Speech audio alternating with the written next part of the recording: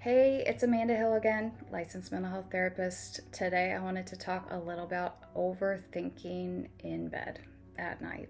Trying to get to sleep, can't sleep, mind won't stop running. What do we do about that? It does so happen to be that on the nights where we're just exhausted and we can't seem to fall asleep, that our brain wants to solve all the world's problems or replay every conversation we had or plan for the future, in the next day, week, month, or year. It's just not great timing for that. Of course, nighttime overthinking can feel brutal. It's because there's less distraction around us, it's quiet, our thoughts seem to get louder, and it seems like the more we try to stop overthinking, the worse it gets. So today I want to share 3 therapist-backed tricks to help you stop overthinking at night. Okay, so trick number 1, stop trying to solve your life in bed. It's not the time, it's not the place. And the truth is, when we get in bed, normally we're so tired and our brain is exhausted, it's not firing very well. It's not the most effective brain that we would want to solve some of our life's problems.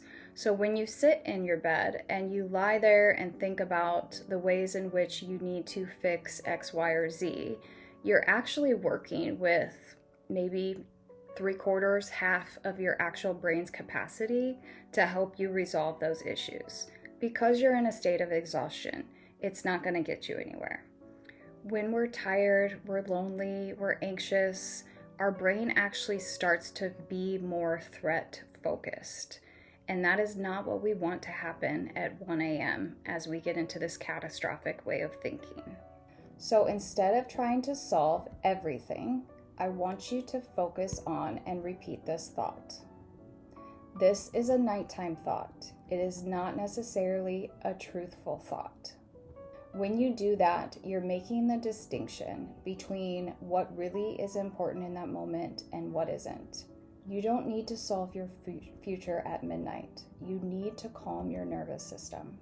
For example, if I had a client come in to talk to me who hadn't slept in 2 days and needed to make an important decision, I would not sit there in that session and try to help them resolve that issue or come to a decision, because I know their brain is not working correctly. They need the sleep, they need the rest, and with a lot of times a good night's sleep, you can actually make some pretty sound decisions. So making sure you give yourself permission to shelf some of those things and calm your nervous system, that is going to help you. This leads into my second trick, which is giving your brain a parking lot. It is just what it sounds like. When we go to bed and our mind is running, we're trying to hold on to too many things. If you're anything like me, I'm worried that I'm going to forget whatever it is that I need to do the next day. And so the more I think about that, the more my brain keeps me awake, right? If I provide my brain with a parking lot, that gives me the ability to shelf it, to park it, and to leave it there until the next day. How do we do this without making sure that we don't forget it? Have a piece of paper and a pen or pencil next to your bed. You can use your phone if you want to write in your notes or something like that, but of course we want to try to avoid getting on screens because that kind of defeats the purpose of trying to get to a state of solid sleep. But if you need to, you can. The bottom line is we need to have a way to kind of take what's going on in our head and the thoughts that we're having, the concerns, the worries, the fears, the lists, and write them down. Write it down, lay back down. When you do that, you're going to notice a huge source of relief as your brain might go back to that same issue, and you can tell yourself, I wrote that down. I'll work about it. I'll look at it. I'll work through it tomorrow. And you can let it go. There's a lot of power in just this simple practice alone if you allow yourself to start doing that more regularly. This method allows you not to try to fix the problems, but to hold them somewhere safe temporarily. Knowing that I don't have to carry this all night, because like I said, a lot of times we don't necessarily need to stop thinking about the issues that we have to address. We need to allow ourselves to let that stuff go, to set it down in order for us to rest before we have to pick it up the next day. It's also important to note that your brain is just trying to protect you. This is what our brain does. So that fight or flight tends to get initiated when our brain goes into protection mode. Don't attack yourself or judge yourself if you have this trouble with overthinking.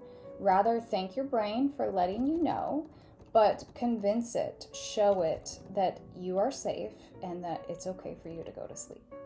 This brings us to trick number 3. Interrupt your thought spiral through your body. It's important to note that overthinking is not just mental, it is very physiological. That means that if your brain is running haywire, your body is also going to follow suit. So the best thing that we can do is calm our nervous system in order to send a message to the brain that it is safe to go to sleep. The best way to do this is by using grounding techniques. And one of my favorites that I use with my clients is simply called 5, 4, 3, 2, 1. So you're going to start by listing out, whether out loud or to yourself, 5 things you can see. What we're doing is we're focusing on our senses, by the way. If your room is super dark at night, like mine is, it might be difficult to see 5 things, but do your best to point out 5 things you can see. After that, you're going to pay attention to 4 things you can feel. Again, we're talking about our senses, so this isn't your emotions and what you're feeling. I feel sad or happy. This is what I feel physically. So I feel the blanket over my legs. I feel the mattress under my body. I feel the pillow on my face, things like that, okay? The third thing is 3 things that you can hear. Typically, it would be pretty easy at night.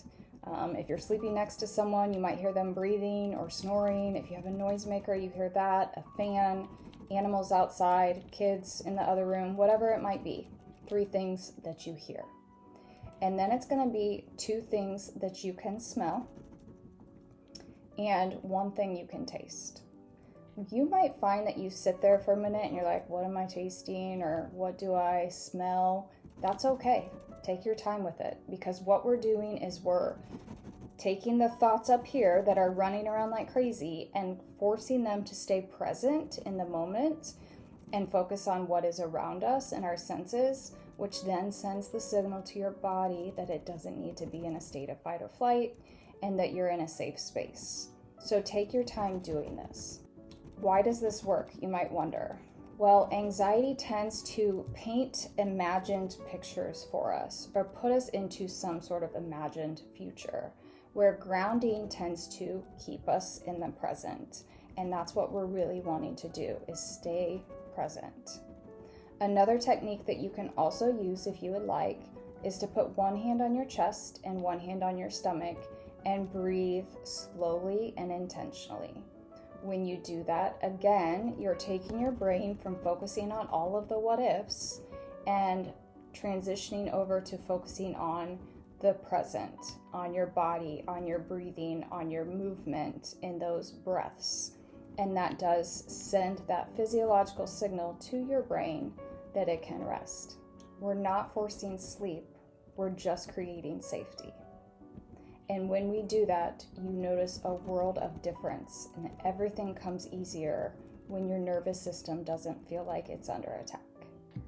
One of the last things I want to measure is, don't ever think that if you are an overthinker, that makes you weak.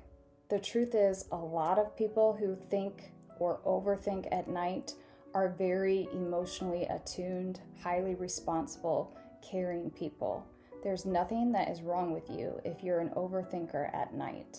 It likely just means you carry a lot throughout the day, and you just need permission to put that stuff down mentally, emotionally. Set that down. Park your car in that lot and allow yourself to rest. You deserve rest. You deserve quiet.